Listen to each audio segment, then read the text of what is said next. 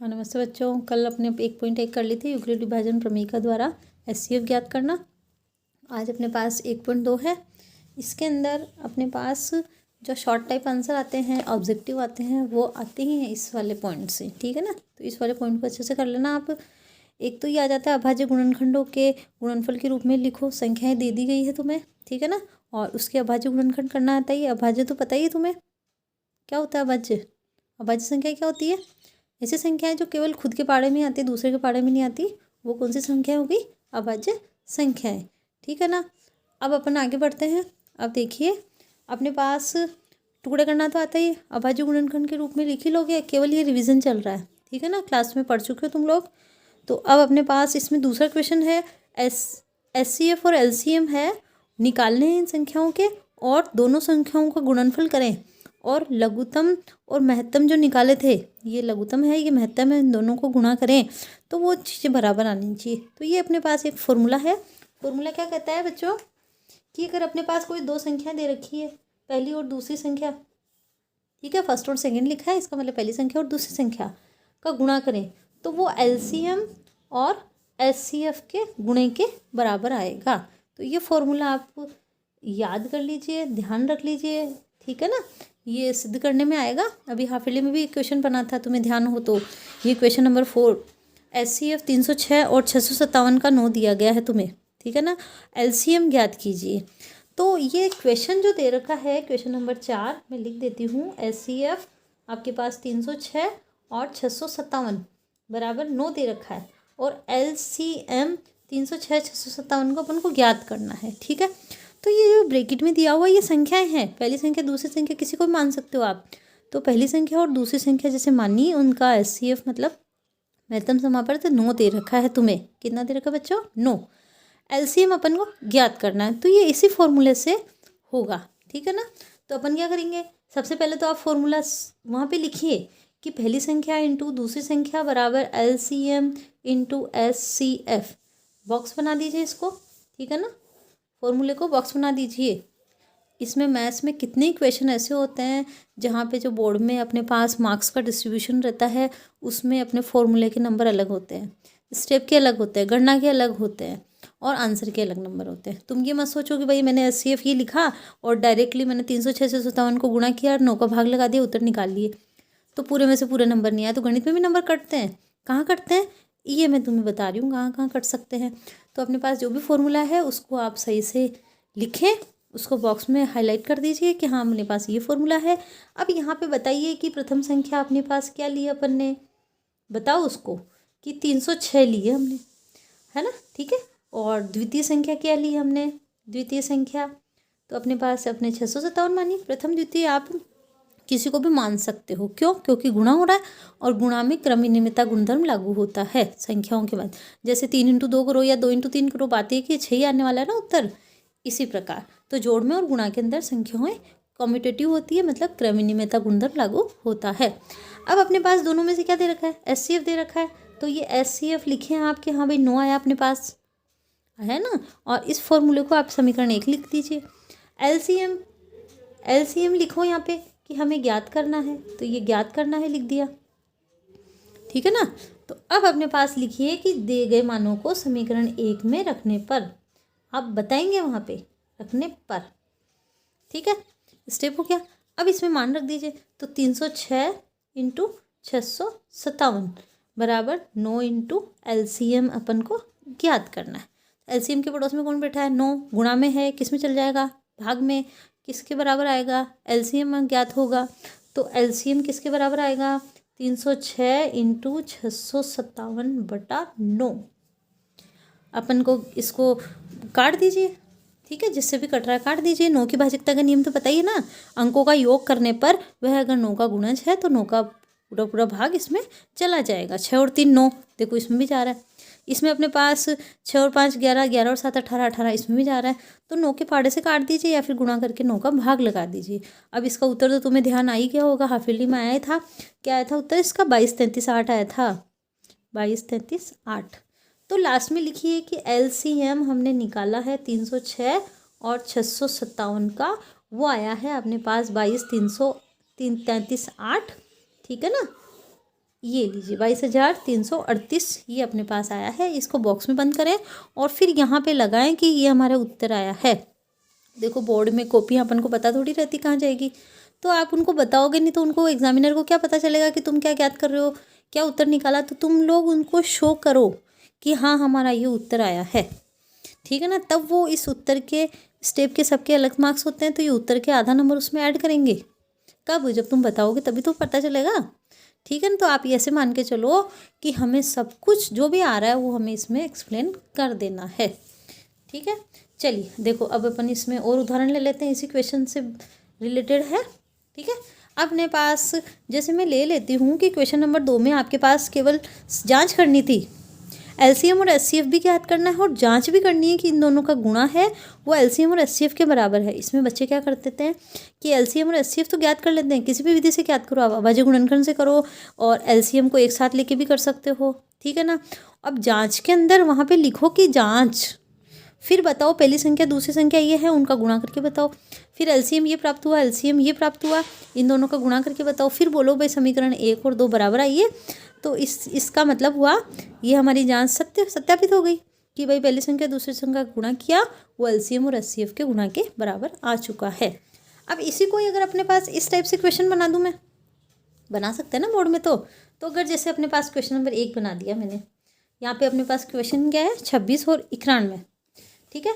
तो मेरे को ये मैंने कर दिया है कि एलसीएम 26 और 91 का, ठीक है, वो आया है 182।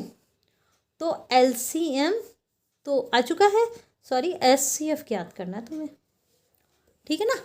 तो अपन अपने पास ये चीज़ तो है ही, एलसीएम हो गया, 2 संख्याएं दे दी, क्या ज्ञात करना है अपन को? हाँ बोलो, एचसीएफ ज्ञात करना है। फिर से उसी फॉर्मूले में रखेंगे तो बता सकते हो ना आप, प्रथम संख्या फर्स्ट संख्या क्या है 26 और सेकंड संख्या क्या है अपने पास कितनी है 91, ठीक है। एलसीएम दे रखा है 182 और एचसीएफ अपन को ज्ञात करना है। तो लिखो समीकरण 1 में मान रखने पर मान रख देते हैं। तो अपने पास देखो एचसीएफ ज्ञात करना है तो LCM into HCF equals to प्रथम इंटू द्वितीय, मान रख दो। तो यहाँ पे 182 इंटू एचसीएफ अपने पास है नहीं, पहली संख्या 26 है, दूसरी संख्या 91 है, आपस में आगे पीछे लिख सकते हो, ठीक है। तो अपने पास एचसीएफ अपन को ज्ञात करना है तो 26 इंटू 91 बटा यहाँ वाला जो गुणा में था वो भाग में आ जाएगा, आ गया। करके देख लीजिए, इसका जो उत्तर आएगा वो 13 आ जाएगा तुम्हें, ठीक है। चलिए आगे बढ़ते हैं, इसी में एक एग्जाम्पल और ले लेते हैं अपने पास। चलिए देखिए अपन ने ये किया, एक फर्स्ट कर लिया, इसका सेकंड कर लेते हैं, ठीक है। ये अपने पास एज ए एग्जाम्पल ही है, एक्स्ट्रा है, कोई ज़रूरी नहीं है कि बुक में दिया हुआ है वैसे के वैसे क्वेश्चन आएंगे, संख्याएं चेंज कर सकते हैं। तो अपन ने भी क्या किया, दूसरा जो क्वेश्चन था उसके नंबर्स ले लिए, है ना। इसका पहला कर लिया 26 से 91 का, दूसरा अपन इस चौथे वाले क्वेश्चन के टाइप से अपन करके देख रहे हैं, ठीक है ना। अब अपने पास क्या है 510 और 92, ठीक है। चलिए तो अपने पास देख लेते हैं कि भाई इसमें एलसीएम और एचसीएफ अपन को क्या दिया हुआ रहेगा, क्या ज्ञात करना हो रहेगा। चलो देखिए अपने पास इसमें दे रखा है एलसीएम 510 और 92 का अपन को ज्ञात करना है, जबकि एचसीएफ है, एलसीएम और एचसीएफ है वो आपके पास 510 और 92 का अपने पास दिया हुआ रहेगा, जैसे 2 दे दिया, ठीक है। तो अपन को क्या ज्ञात करना है एलसीएम, फिर वही फॉर्मूला है LCM into HCF equals to first into second number, second number अपन ले रहे हैं मतलब संख्या ले रहे हैं ना, पहली संख्या इंटू दूसरी संख्या। चलिए अपन डाल देते हैं सूत्र में। तो अपने पास एलसीएम नहीं दे रखा है, बिल्कुल नहीं दे रखा है, ऐसे कैसे लिख दीजिए। एचसीएफ दे रखा है 2, तो ये 2 रख दिया मैंने, बराबर पहली संख्या दूसरी संख्या, पहली संख्या कितनी है 510, दूसरी संख्या कितनी है 92, ये 92 लिख दिया मैंने। चलो एलसीएम के साथ 2 किस में है, गुणा में, इधर जाएगा किस में जाएगा भाग में। तो एलसीएम बराबर 510 इंटू 92 बटा 2, 2 से अपने पास काट दीजिए और जो भी आएगा उसको 510 से गुणा कर दीजिए। जैसे 510 इंटू 2 चौके 8, 1 बचा, 2 छके 12, 46 से अपने पास क्या कर देंगे, इसको गुणा करके आंसर आप निकाल सकते हैं। निकालोगे ना बच्चों। चलो एक उदाहरण और ले लेते हैं अपन, एग्जाम्पल नंबर 3। चलिए, इसमें था अपने पास 336 और 54, ये दे रखा है ना 336 और 54, ये ले लेती हूँ मैं। तो अपने पास आ गया 336 और 54। तो अपन देख लेते हैं कि एलसीएम है इसका किसका, 336 का और 54 का। तो अपने पास 336 और 54 का एलसीएम दे रखा है 3024, और एचसीएफ है वो अपन को ज्ञात करना है। तो वही फॉर्मूला लगेगा। तो आप पहले बताइए सूत्र जो भी है उसको आप लिखिए कि भाई एलसीएम और एचसीएफ का गुणा है वो पहला नंबर और दूसरी संख्या के गुणा के बराबर प्राप्त होता है। एलसीएम दे रखा है 3024, लिख दीजिए। एचसीएफ है क्या, नहीं है, तो ऐसे कैसे रहने दीजिए। पहली संख्या दूसरी संख्या है ही अपने पास 336 और 54, गुणा करना है, फिर से गुणा में है, जो भी संख्या इधर आएगी वो भाग में ले जाइए। एलसीएम हो या एचसीएफ, यहाँ पे अगर एलसीएम ज्ञात करना होगा तो एचसीएफ जो भी संख्या आएगी उसका भाग लग जाएगा। इधर अगर संख्या एक ज्ञात करनी है तो जैसे यहाँ पे एक्स दे दिया तो ये इधर ट्रांसफ़र हो जाएगा, ठीक है ना। तो कोई ज़रूरी नहीं है कि अपने पास केवल एलसीएम और एचसीएफ ज्ञात करने की बोले, संख्या के लिए भी पूछ सकता है वो। चलो इसका भी उदाहरण ले लेंगे अपन।